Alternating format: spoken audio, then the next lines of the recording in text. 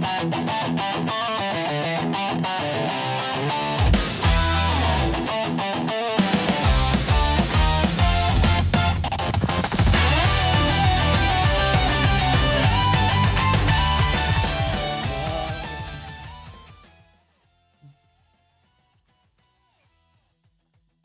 end is near, and so I say, the final curtain. The steel curtain. Clever. Here, everybody, I'm Cortes, and I'm a critic, and welcome to the conclusion of the 2025 NFL recap. We're concluding with the AFC North. No real reason, just coincidentally, I flipped a coin, and that's what happened. And we're we're concluding with the Pittsburgh Steelers. And I'm hoping by the time I'm doing this, Aaron Rodgers would have made his decision by now. Or not. Because, nothing says I am an egomaniac than I have full control over a franchise's entire existence. So let's talk about the Pittsburgh Steelers.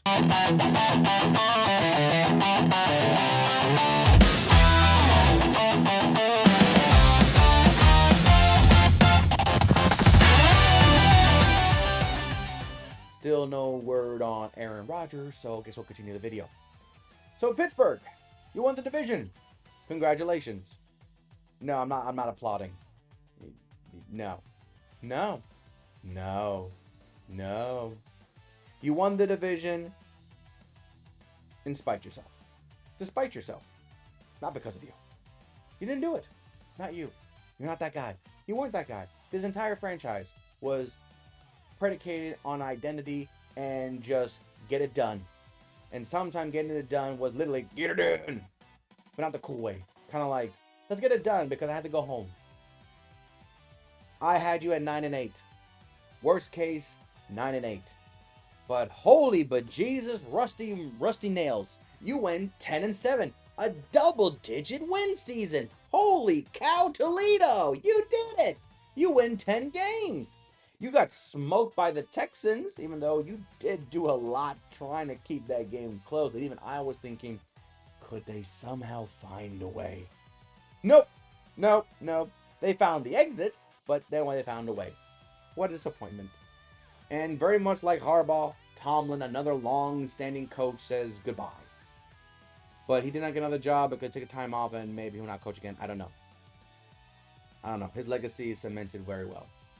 And then we get Mike McCarthy, who was Aaron Rodgers' former head coach for Green Bay, who beat the Steelers. Tell me it's not a conspiracy. The conspiracy. It's one big circle.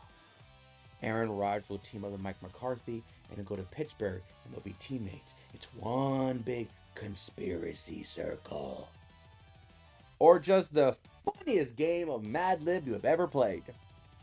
Let's go with that. Steelers. I really thought that when you let Pickens go, because I really thought you guys were going to have DK and Pickens on the same team with Rodgers. I feel like that's going to be the dynamic duo. And then before the season started, you let Pickens trade away. Oh, so that happened. And then DK was the man. And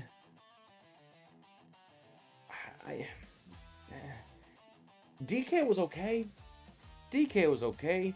I mean, he did everything he can, but I feel like maybe it was Rodgers, maybe it was the play calling. Just the offense just never felt like good, never felt solid. The Steelers' defense was led always by the defense, so not too much worried about that. But the offense just felt nah. Just nah. It's there and nah. So it just felt like this is what we're hoping for, that Aaron Rodgers can somehow salvage these school of mischief toys. Whatever. Okay, sure. I mean, I don't believe it, but if we believe it, fine by me. Thank goodness Joe Burrow got hurt and the Browns were the Browns and the Ravens became the Ravens again. I mean, good thing everything else in the division just sank their own expectations to make the division kind of easier for you to get through. But there were moments where I felt like that maybe you guys got it. Your best game is Week 9 versus the Indianapolis Colts. It is the best game on a few things. One, the Colts was the hot team.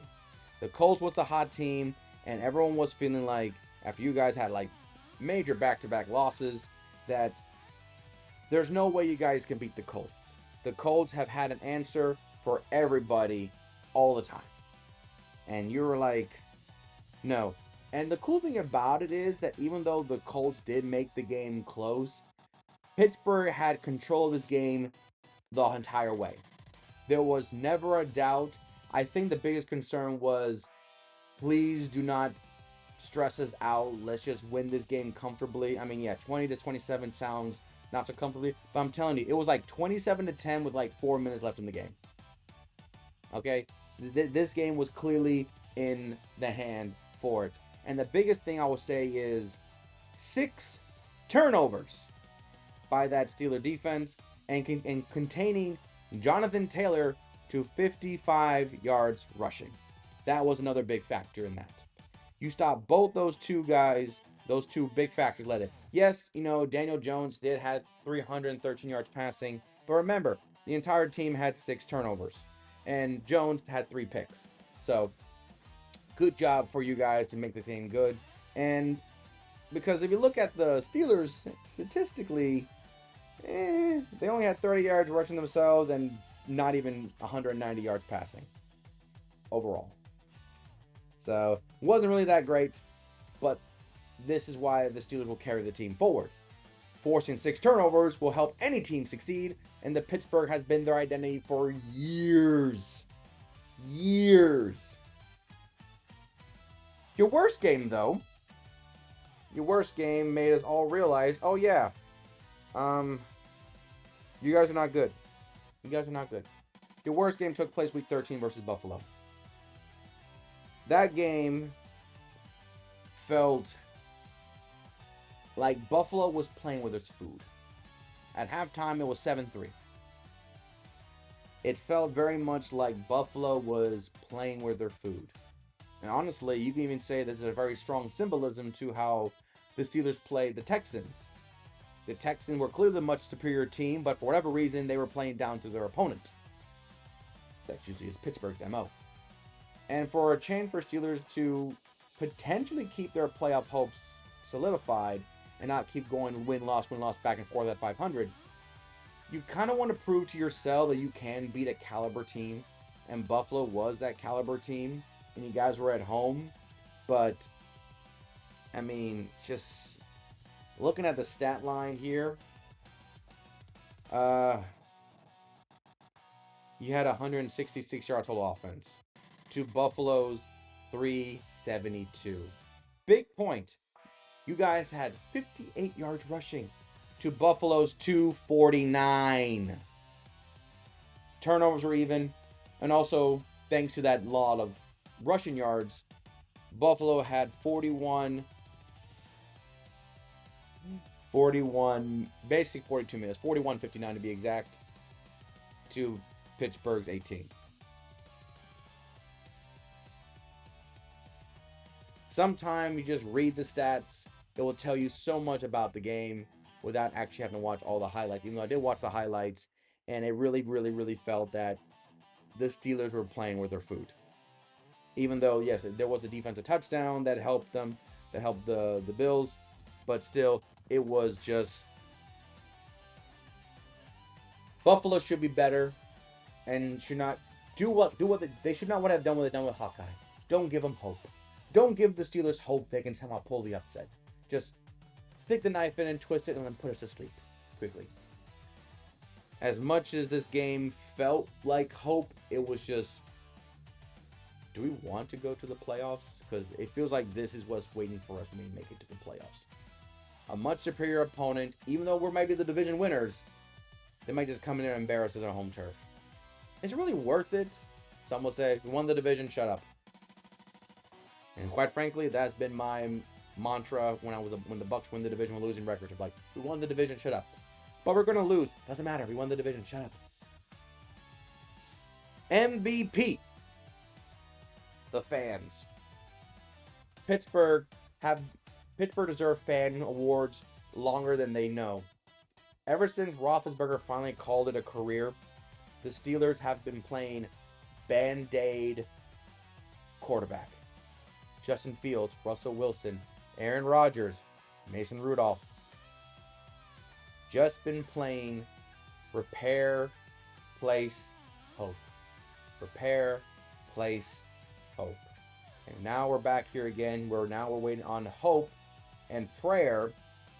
And honestly, we need to remove that Band-Aid. I don't care how long it's been there. Remove it. If it bleeds, fine.